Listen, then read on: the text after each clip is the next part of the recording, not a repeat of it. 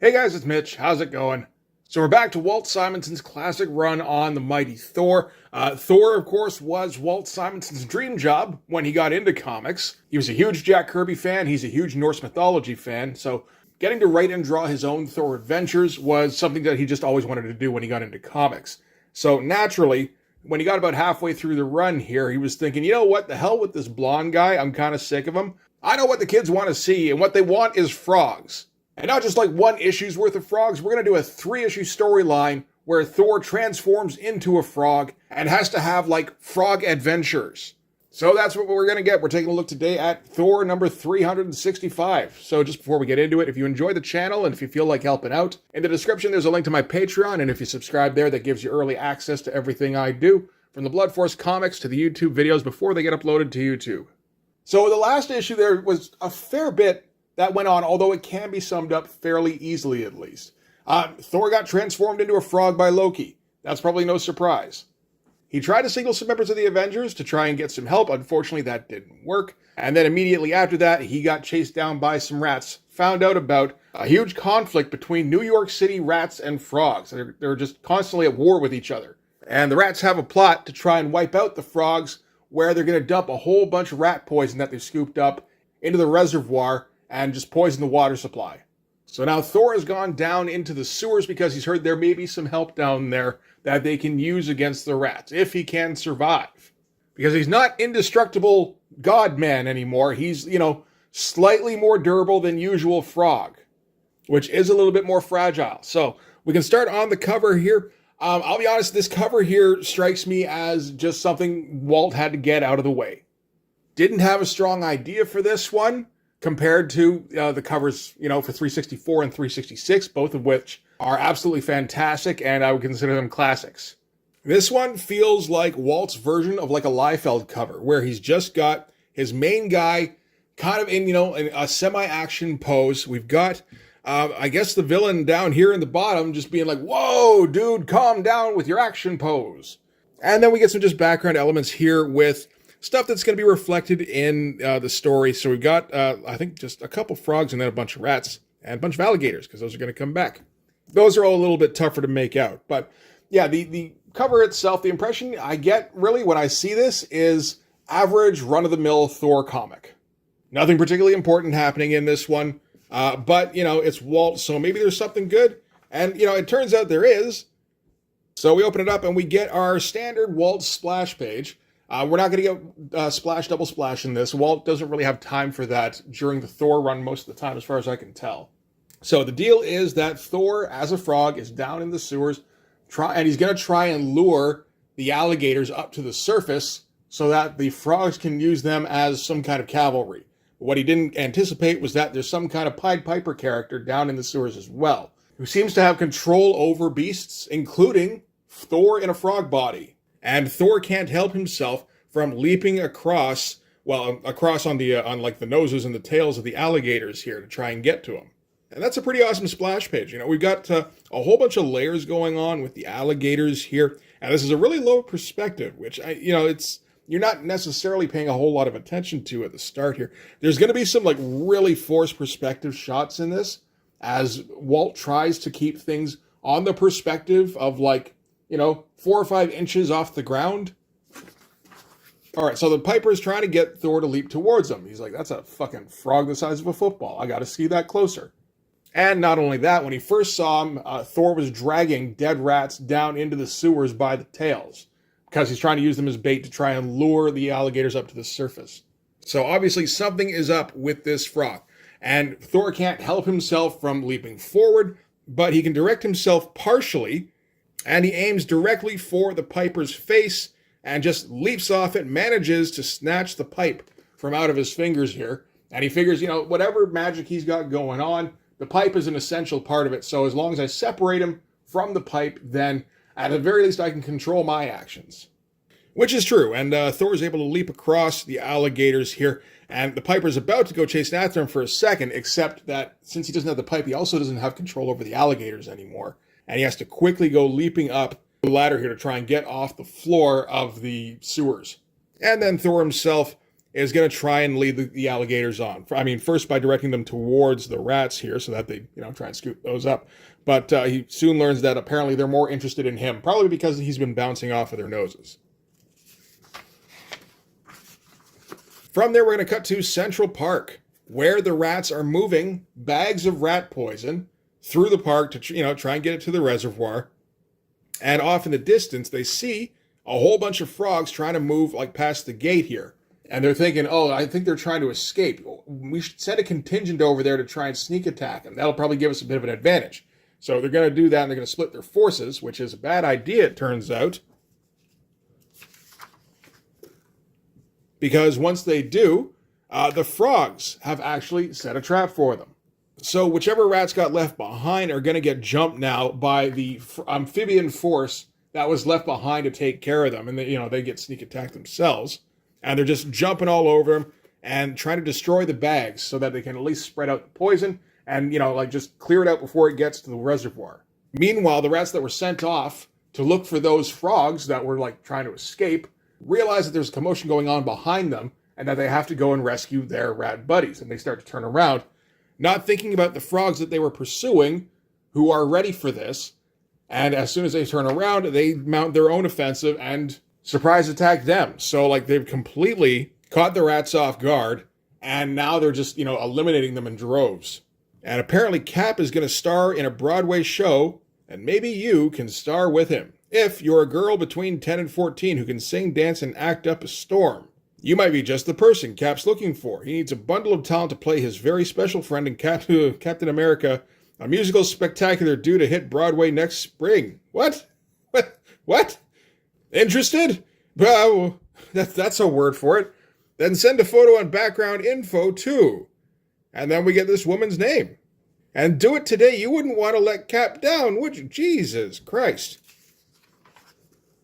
Let's get the fuck away from that. All right, so back up in Asgard, because that's also a part of the storyline, where Odin has gone missing after Ragnarok, and they're trying to find a successor to the throne. Thor, of course, the whole reason Thor's been turned into a frog is to get him out of the way for this choosing of the successor, so that Loki can sway everybody without being interrupted. But in the last issue, Thor apparently showed up for the All thing, ready to kind of put forth his claim for the throne. And Loki, of course, is completely baffled by this. It's that can't be Thor. Thor's a frog. I made sure of that. So what he does is he asks the Arbiter to give them a bit of a recess, because obviously Thor is probably tired. Because Thor's excuse for coming at the last minute was that he was healing from injuries that he got from Hela when he was traveling through the underworld, which is the thing that happened. So Loki suggests that maybe they should have a week's respite for Thor to heal back up, because that's what he's complaining about. And then once that's done, they can get back to choosing the successor. And of course, in the meantime, Loki can find out what the hell is going on with this fake Thor. Assuming he's a fake Thor, Loki doesn't know for sure. He hasn't actually seen Thor as a frog. He saw it in a scrying glass. So the Arbiter agrees, so they're going to get their week. Meanwhile, Loki is going to try and keep an eye on fake Thor, and he sees that he immediately goes off with the Warriors 3 and Heimdall, and he's going with Heimdall back to his place. So, okay, he's going to do some spying on that.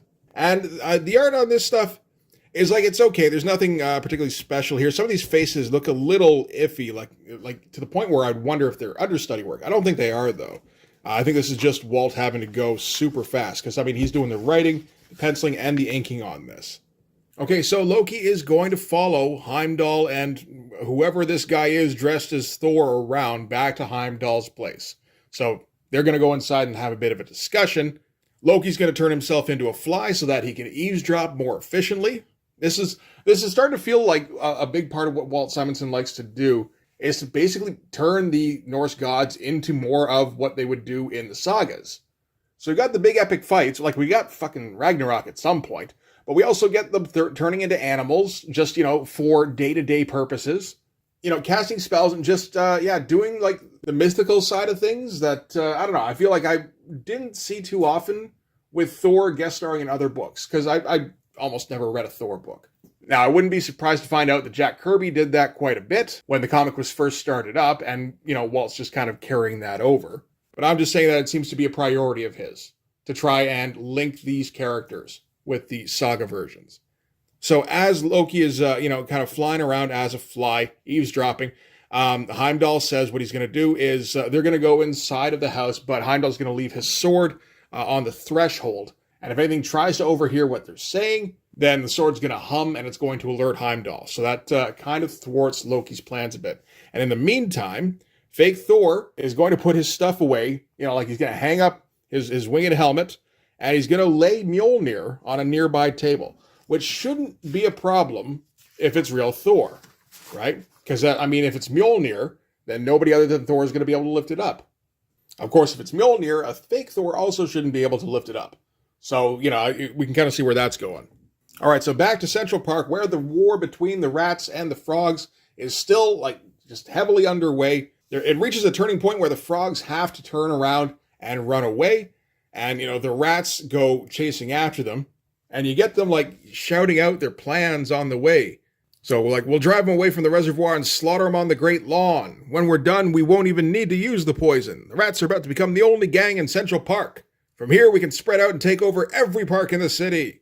And then we'll take the streets. We'll take the buildings. We'll take New York. So we were about to get the rat-pocalypse, except that the rats are following the frogs, and they make their way to the reservoir, I suppose, and that's where the alligators start climbing out.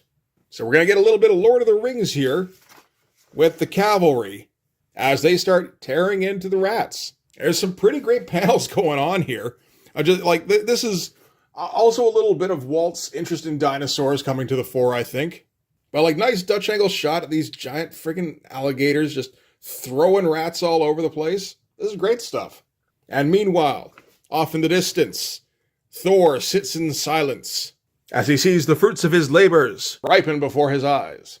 And I'm reasonably sure that Walt is quite aware of how silly it is to have a frog sitting off in the distance going, yes, all is going according to plan. And he's still got the pipe next to him, but he's so preoccupied with the battle that's going on, he doesn't hear the piper come up behind him.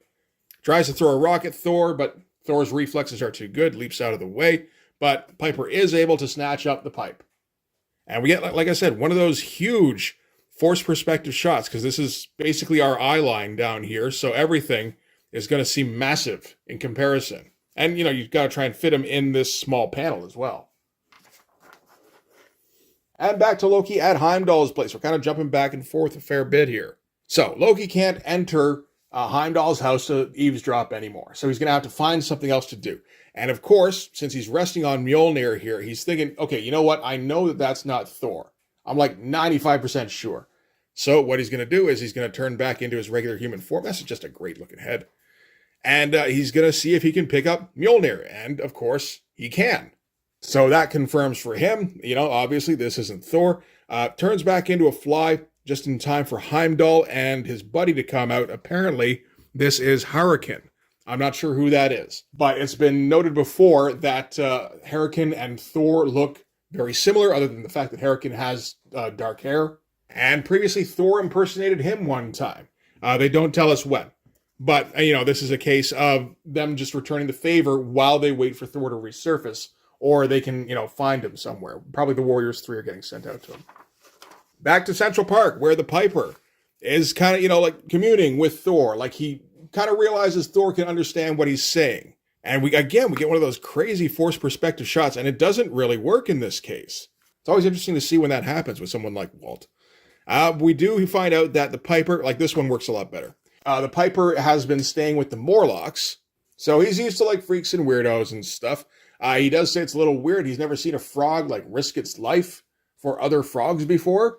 But he says between the frogs and the rats, he knows where his sympathies lie, having lived in the sewers. So he says if Thor ever needs anything from him, he knows where to find him. And then he's going to pick up his tune again, and he's going to lead the alligators back down into the sewers. It looks like he's leading the rats too. And that's kind of it for the conflict. The frogs win the war of New York. Congratulations, frogs. So now we're going to get back to the frog headquarters, or their palace, maybe? Yeah, let's say that. And Bug-Eye, who was the Wormtongue character earlier. But he showed his true colors that he's at least somewhat trustworthy once battle starts up. And now he's helping to recognize that Thor was the one who saved them all. He, gave them wise counsel, and he was looking out for their interests, so he's hoping that Thor will stick around and wed the queen and lead them into a new age of prosperity. And the queen frog here is like, I am down with that plan. And Thor's like, Lady Queen, you do me a great honor, but my place is not here. So we're playing this like completely serious, which I love. So we're playing the thing where he's a nomad, and he's got to leave again. He's already stayed too long, and he's just glad he was able to help. As we get our frog parliament here. More frogs. So many frogs. And he's going to give them one last inspirational speech, and then he's going to leap off into the pond here. Puddle Gulp, who we met earlier, he's the guy who originally introduced Thor to the Society of the Frogs, is going to follow him because he kind of has an idea who Thor might be. And Thor's kind of like, well, how would you even know? And he's like, well, I wasn't always a frog myself. I actually used to be like a regular guy. And some weird magic shit happened. And like, honestly, I kind of like this better. Thor's like, you never thought of going back? He's like, to what? Income taxes? Muggers? Tell you the truth, all I really miss is football. And they're going to, say their goodbyes and everything. And Puddle Gulp does say, good luck, Thor. So yeah, he absolutely knows who he is. And I got to wonder if there's going to be some kind of reunion at the end of this little storyline. I feel like there might be. All right, so now we're cutting back to the alley that Thor originally touched down in when he first turned into a frog. So he's been brewing up a plan to see if he can try and get a hold of Mjolnir. Because the wording on the spell to turn him into Thor doesn't say he has to wield Mjolnir. It says he has to hold it. Not quite the same. We get the bit where his rams recognize him, which is, kind of fun. We're just like, sorry, ready to go back, my lord? We're all set. And Thor's like, just a second, I'm going to try something fucking ridiculous first. And we get like a full page of a frog trying to get underneath the handle of Mjolnir and trying to support it with his back. And I feel like Walt went a little bit harder on this page than he has on some of the previous stuff. This stuff, like, yeah, he's having a little bit of fun with it, but he's not enjoying it nearly as much. This stuff is like the whole focus of this issue. And while he's trying to support the handle of the hammer, all of a sudden, a bunch of rats come down the alleyway. Did they see him before? Oh yeah, they're right down here where they turn the corner and they're about to try and swarm him. So I mean, like, he can't do anything against that many rats in the state he's in right now. So he's got to just kind of ignore them, even though they're stampeding towards him, and keep working on trying to lift this goddamn hammer. He's able to kind of leverage it back up and get his arms around it, and he entreats Odin. He's like, Father, wherever you are, hear a warrior's plea and grant thy son his birthright. And are you ready? No, you're not. Big crack of doom. And we get the Frog of Thunder, which Walt signed because you're goddamn right he did. And Thor yells, "'Tis done! Once more the power of the god of thunder is mine, and woe to Loki that it should be so!" That's a pretty great shot, I gotta say. I've never considered drawing a frogman in a Thor costume before, but it looks like fun. All right, so yeah, Thor, now approximately human-sized, jumps onto his cart here, and he's going to get his goats taken off again. They go screaming out of the alley, past the drunk they saw earlier, who originally was kind of messed up just by seeing the goats. Now he sees the frog guy riding on the back and goes, okay, I just got to swear off the booze altogether now. So, you won't believe our next issue, so why not try to be here in 30? And don't bother to tell your friends, they won't believe it either. So the next one's going to be called, what do you call a 6'6" fighting mad bullfrog? And I think that's likely what the title's going to be. It's not like Chris Claremont, who would often say, this is what the title's going to be. It sounds kind of clever. And then you get to the next issue, and it's something else that he's decided is clever. Walt has a tendency to come up with two titles, and then they both end up in the issue anyway. So yeah, that's going to do it for issue 365 of The Mighty Thor. These comics are fucking nuts, man. Like, this has totally been just 2 issues of the adventures of a frog in a slightly mythologized version of Central Park.